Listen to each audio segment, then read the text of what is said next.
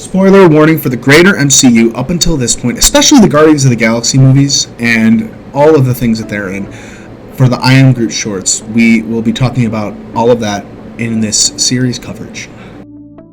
Welcome back to Marvel Maniac and MCU After Show. This is your host, Eric Cicada, aka Mr. Honest. It's really good to be back. I'm going back to my roots today. This is a really bad tree joke, literally.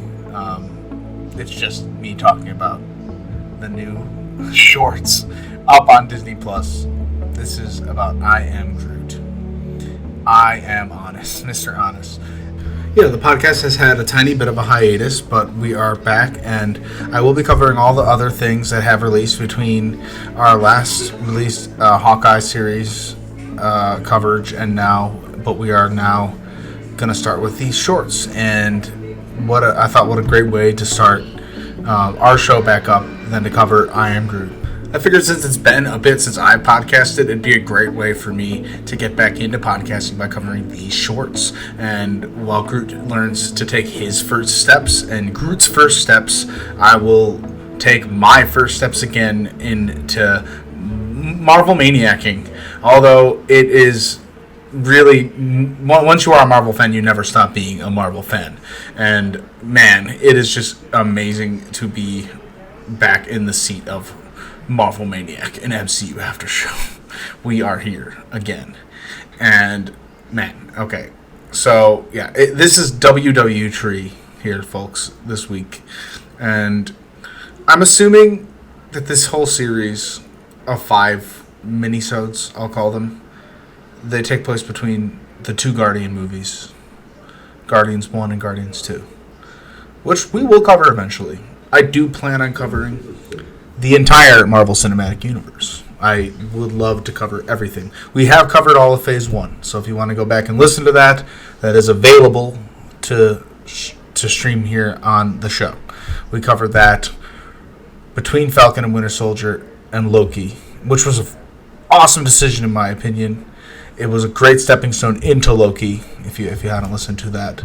I want to stay really focused on this episode. So, but this is kind of like an in-betweener of, a 8-month break kind of from when we last had our recent episode. So, go back and listen to any episode, anytime. We are here for your Marvel needs. Anyways, let's get into this episode. Groot's First Steps, a short. We get the Marvel Studios opening, flickering pages of infamous Marvel Comics waved by, but we get Groot's hand aiming a remote control, and the sequence fast forwards in a streaky blur to a unique version of Marvel Studios that we don't usually get. And young Groot pops up in front of it, and he takes the logo down. He crashes it down. I like that. I love those touches. I just love unique touch, and that's what Marvel is just perfect at, a unique touch on everything. Beyond trapezoidal windows, a sun rises over a planet's horizon. Planted in a small pot, Baby Groot stretches with the sunrise. Little Baby Groot in the pot. The one we see dancing unsuspiciously behind Drax the Destroyer. And we are familiar with this Groot. We only see him in that, I believe we only see this planted Groot in that post-credit scene of Guardians 1. And we see him grow in this short montage to come. In this montage, 2 round droids spray Groot and clean him with sponges, kind of automatically. This is a little bit of the Guardians' workings, I'm assuming, that we see. A little bit of their tech, probably made by Rocket, I'm guessing. On this desk that we see him on, there's a moving assortment of objects, little Easter eggs. I'm guessing this is like Peter Quill's radio we see to the right. And then we see some snacks on the desk, like some cheese puffs, a little glass of water that goes from being drink on various levels of full. I don't know if there's some symbolism there. You never know what kind of symbol, a glass half full symbolism, but it's literally been drinking the whole time. Groot is growing in this short. Like, I mean, there's not many different various levels of Groot. He grows like from Sproutling to medium size. He plucks his own leaf, which I find sort of endearing, like he's shaving. We know Star-Lord is snacking while in the cockpit, usually probably getting his snack on, and that's what Groot is doing as well. He's sneaking his snacks when Star-Lord's not paying attention. And in this next shot, we see Groot. He cracks his own pot because he's getting bigger. He's gotten too big for his own pot. So the two droids move Groot in front of Quill's tape deck after this happens, and Groot doesn't look too happy to be dragged and moved over by these droids. They're kind of Star Wars looking droids, but they're just kind of like Guardian Rocket's ship handlers, I'm guessing. They move him over, and Groot sees he's quickly replaced with a bonsai tree, which they spray him the same way that Groot was sprayed. And Groot is like flabbergasted. He's just flabbergasted by the fact that he's been replaced. And he's shivering while covering himself with a towel. And the droids take away the towel and put over the base of the bonsai tree. Where's the love for Groot? Groot's upset and he hurls what looks like a plant bulb from beside his pot and at the droids. And it bounces right back at him and knocks him over the side of the table. And knocks a cup of coffee all over him. And the look on Groot's face as he's hanging for the table is just beyond relatable. And it's a good short lesson not to hurl things out of anger, but also it's just spilling your coffee all over yourself completely sucks. Groot hangs off of the ledge of the table with stretchy arms, and there's a bit of a dramatic difference of him saving the galaxy with the Guardians and him saving himself from a bonsai tree. But, you know, this tree is in peril, okay? As Groot pulls himself up, he shakes off his stretched out arms, like off himself, and it reminds me of like Infinity War when he makes Stormbreaker for Thor, which is iconic. Groot cynically clenches his fists, and he stretches out one arm very long and grabs hold of one of the tree's branches, and smiling, Groot pulls, but his elongated arm turns back and wraps all around him, and the bonsai tree, not so lifeless anymore, totters side to side as if to mock Groot.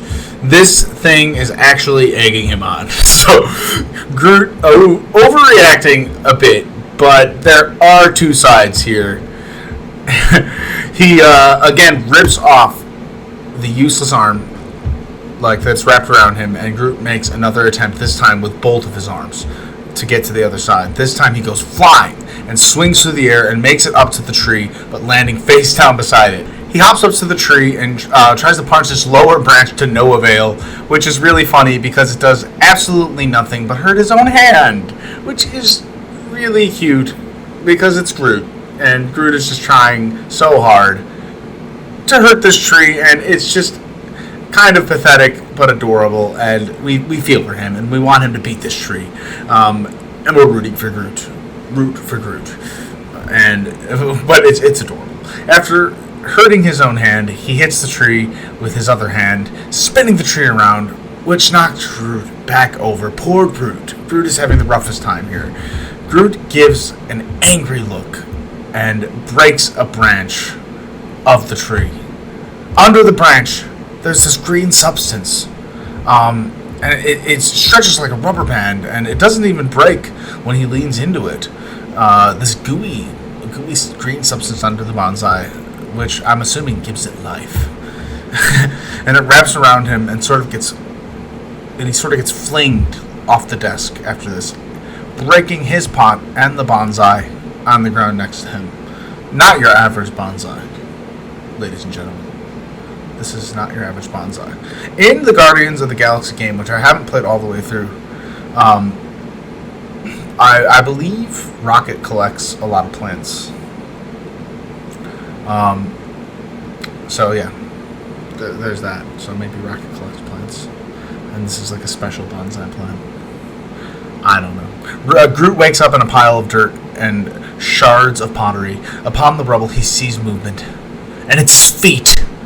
They move. He tries to sit up, but he face plants.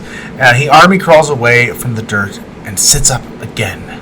He bends each leg at the knee and then with great effort tries pushing himself to his feet. He flops down, then tries again. He totters a little, then finds himself finally standing, planted on his 2 feet. He takes a few unsure steps, then begins to run around in victory. He makes his way to the bonsai to celebrate and kind of rub it in. He actually says he puts his arms up over it and claims victory and 2 hand points, but his grin fades as he feels bad for his fellow tree. I'm going to say it again, WW tree. That's the last time I'll say it. Cut to Groot and the tree sitting together, looking out that window. I am Groot, he says it. He places a cheese ball in the tree. And its branch is taped back together, but it falls back off, showing the green goo again. I'm going to say, not your average bonsai tree. Not your average bonsai tree. Groot also wrapped the towel around it endearingly. And that is it. That is our first short. Groot's first steps.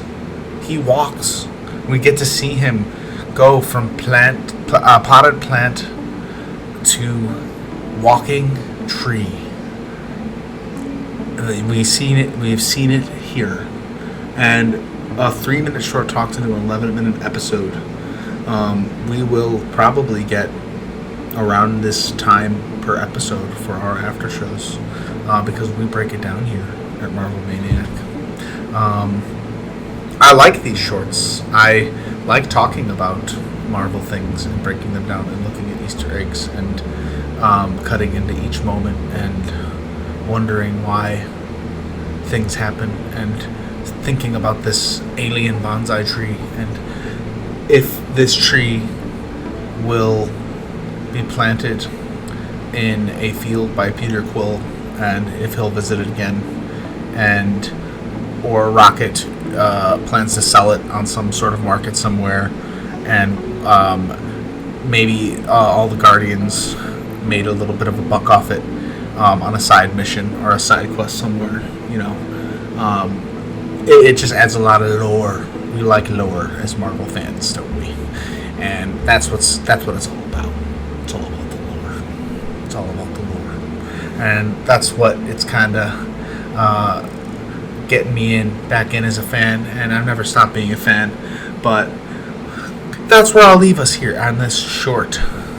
Our first of 5 I Am Groots, I believe. And I will be back for the next one. And we'll see you on our next episode. Until then, Avengers, disassemble.